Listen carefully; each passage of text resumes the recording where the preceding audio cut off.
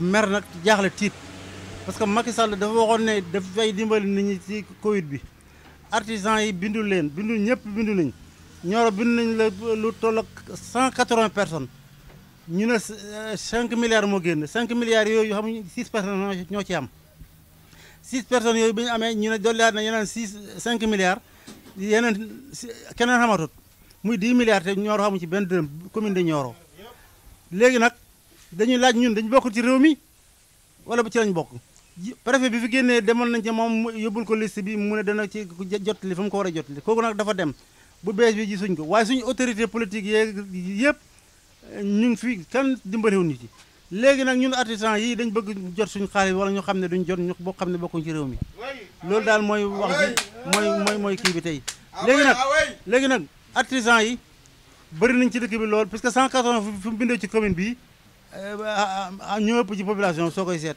te xam na fi am na fi njëriñ élève bu ñu dàq ñoo lay récupérer formel ba nga am métier kon ñun am nañ fi njëriñ ci réew mi buñ ci génnee suñu loxo réew mi du dox 6 personnes moo am ci commune de Nioro tànneef bi ñun xamuñ lan la di parce que dañ déposé dossier bi rek toog di xaar loolu daal mooy wax ji fi ne nag bëgguñ nooy romb foofu nag te nag danañ ko coow fa coow la bëgg war a mën a yegg danañ fa coow lu mu laaj danañ ko ci def léegi ñu ngi laaj ndax ñun commune de Nioro dañ bokkul ci nit ñi wala dañoo fàtte wala dafa am lu nekk ci suñ dossier ba tax ñun mënuñu jot ci ndimbal boobu loolu moo doon suñ problème ñu di ko laaj son nañ nag wax dëgg yàlla alors lu yem ni Covid bi 1 an ferme presque ñu ngi ñu tëj liggéeyuñu amee ay njaboot ñi war a liggéeyuñ ñëpp toog di xaar yàlla def Macky président dig ñu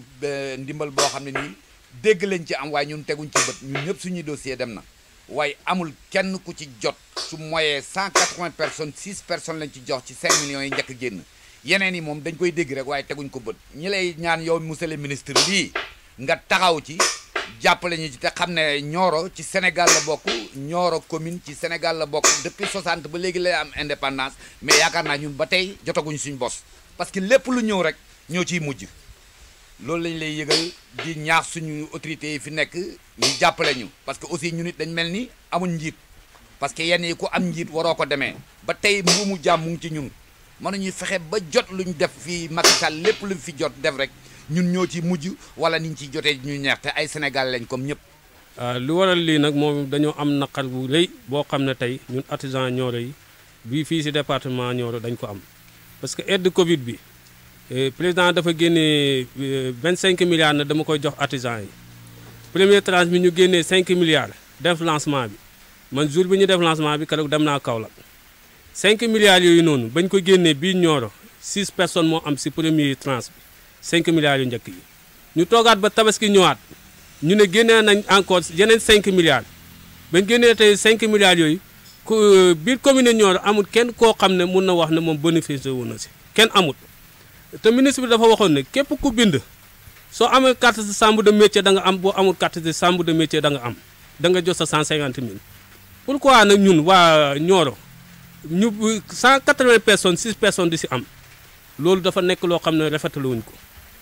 defoon nañ délégation dem si préfet bu fi newoon wax ak moom mun na dana si jëm jéego bañ boobu première tranche bi mooy ñëw deuxième tranche bi nag jotaguñu dem si kenn waaye nag dañoo sonn luñ bëgg nag mooy bu fekkee ne ñun dañoo bokk ci Sénégal ñu xamal ñun dañoo bokk ci Sénégal suñ ci bokkee tamit luy suñu àq ak suñu yelleef dañ ñu ko war a jox sinon bu ñu ko joxu dañuy wàcc comme ñu ko suñu borom yëpp di wàccee ci terrain bi dox ñaxtu ba ñëpp di ñu parce que dañoo sonn te dañu seetaan suñu autorité politique yu nekk fii ci département bi dañu seetaan dimbaluñu artisans yi te fii lu fiy baax artisans yi ñoo ko baaxal ay formateurs ñoo fi ne ay ñoo xam ne tey jàngal na nit ñi métier ba berleen bañ amee tey luñ suturoo seen njaboot ñoo ne fii ci département bi ñoo xam ne tey état jël na leen ñu former ay xale ba xale yooyu di am comme ay diplôme yoo xam ne xale yi dañuy am ay diplôme comme ni ko élèves yi di amee ci centre yi ay formateurs yooyu ñu ngi fi pourquoi nag ñun muñu ñoo am dëkk yëpp am nañ ba mu des Nioro 180 personnes nga jox ci 6 personnes loolu dafa ñaaw loolu moom dafa ñaaw loolu dañ koy naqaru ñun ñëpp moom la ñu naqaru suñu joxul nag suñu xaalis bi dañuy wàcc ci terrain bi comme ni ko ñëpp defee dox ñaxtu wane suñu naqar ba ñëpp xam ne lii naqar dañu métti nañu loolu moo taxoon tey ñu ne nañ dajaloo lii nag lancement rek la su fekkee ne lii def nañ ko jàllut ñun nag xam nañ beneen fin bu ñuy def bu sooba yàlla danañ ko def ñun ñëpp artisan département Nioro bi yëpp danañ wàcc ci terrain bi naqaru ko ba ñëpp dégg